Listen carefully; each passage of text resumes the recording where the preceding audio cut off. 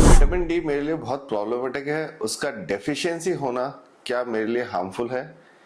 But बहुत सारे लोग को अगर आप पूछेंगे विटामिन डी के बारे में तो मैक्सिमम लोग आपको ये बोलने वाले हैं विटामिन डी तो सबका ही लो रहता है, आजकल टेस्ट कराओ तो सबका विटामिन डी कम ही आता है, उससे कोई खास फर्क नहीं पड़ता है। क्या ये लाइन सही है? मुझे लगता है थोड़ा सा डिटेल में इसके बारे में जाना जरूरी है। विटामिन डी हमारे बॉडी में क्या क्या चीजें कर सकता है उसके बारे में अगर हम जानेंगे तो विटामिन डी के बारे में थोड़ी सी नॉलेज गेन होगी और उसके साथ हम विटामिन डी का इंटेक भी बढ़ाने वाले हैं। विटामिन डी का सबसे इंपॉर्टेंट जो फैक्ट है आपको समझना है कि नॉट ओनली बोन्स को स्ट्रेंथ करने में या बोन को बिल्डअप करने में विटामिन डी का बहुत इंपॉर्टेंस है, क्योंकि वो कैल्शियम को विटामिन डी बोन पे लेके जाके डिपॉजिट करता है। नॉट ओनली बोन्स, ये विटामिन डी जो है हमारे मसल स्ट्रेंथ को भी बहुत हेल्प करता है। मसल की स्ट्रेंथ होना, मसल का बिल्डअप होना भी विटामिन डी डेफिशिएंसी में कम हो जाने वाला है। इसके अलावा बोन एंड जॉइंट्स की स्ट्रेंथ को बढ़ाने के लिए भी हेल्पफुल होता है। बहुत सारे प्रॉब्लम्स जैसे बैक मसल वीकनेस ये भी विटामिन डी डेफिशिएंसी में देखी जाती है।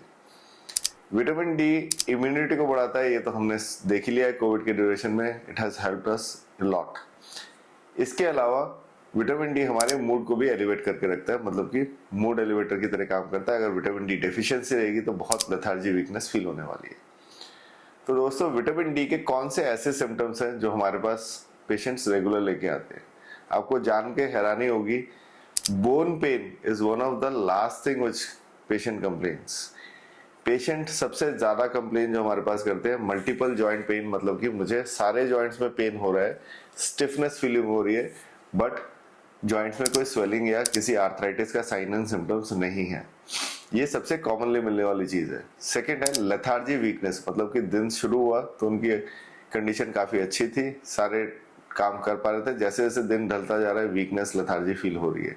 या मैंने टाइम सीवियर डेफिशिएंसी में सवेरे उठने के बाद से ही लेथार्जी वीकनेस कंटिन्यूसली फील हो रही होती है। इसके अलावा बहुत इंपॉर्टेंट जो चीज पेशेंट लेके आते हैं, जैसे मेनी टाइम वो लोग स्ट्रेस फ्रैक्चर्स, मतलब कि स्ट्रेस इंजरीज लेके आते हैं। कोई भी ऐसी एक्टिविटी उन्होंने की जिसमें कि उनकी दौड़ना या भागना हुआ या एक्सर्शन हुआ, उसमें देखते हैं कि शिन बोन जो हमारी लेग की बोन है उसके ऊपर पेन होना शुरू हो गया। दोनों ही साइड में, सबसे पहले नीचे साइड से या ऊपर साइड से शुरू हो सकता है ये पेन। इसके अलावा मेनी टाइम्स जो पेशेंट आते हैं वो आके ये कंप्लेन करते हैं कि मेरे जो मसल की स्ट्रेंथ है वो पूरी तरह से मिल नहीं रही है या मुझे मस्कुलर क्रैम्प्स आने शुरू हो गए, तो उनमें भी विटामिन डी का डेफिशिएंसी जो है देखा जाता है। विटामिन डी डेफिशिएंसी होने से कैल्शियम जो है एब्जॉर्प्शन कम होगा, जिसके कारण कैल्शियम डेफिशिएंसी के कारण मसल क्रैम्प्स भी आ सकते हैं आपको।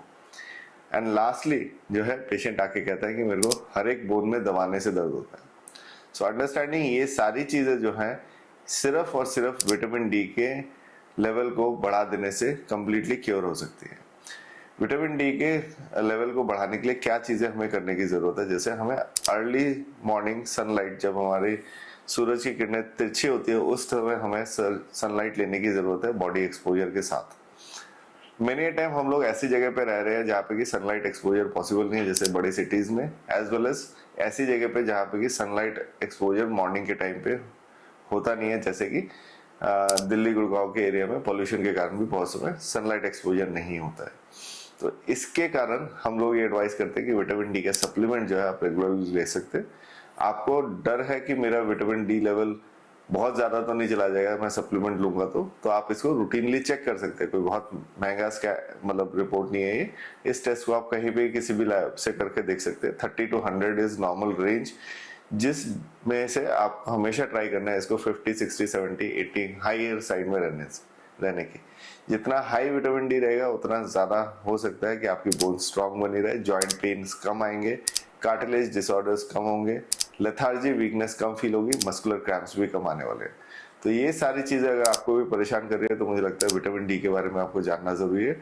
और विटामिन डी डेफिशिएंसी अगर आपको पता है तो प्लीज उसे नजरअंदाज नहीं करिए, क्योंकि लॉन्ग ड्यूरेशन में अगर आपकी विटामिन डी डेफिशिएंसी रहेगी तो आपको जाके बोन्स में ऑस्टियोपोरोसिस, मतलब हड्डियां खोखली हो जाएगी।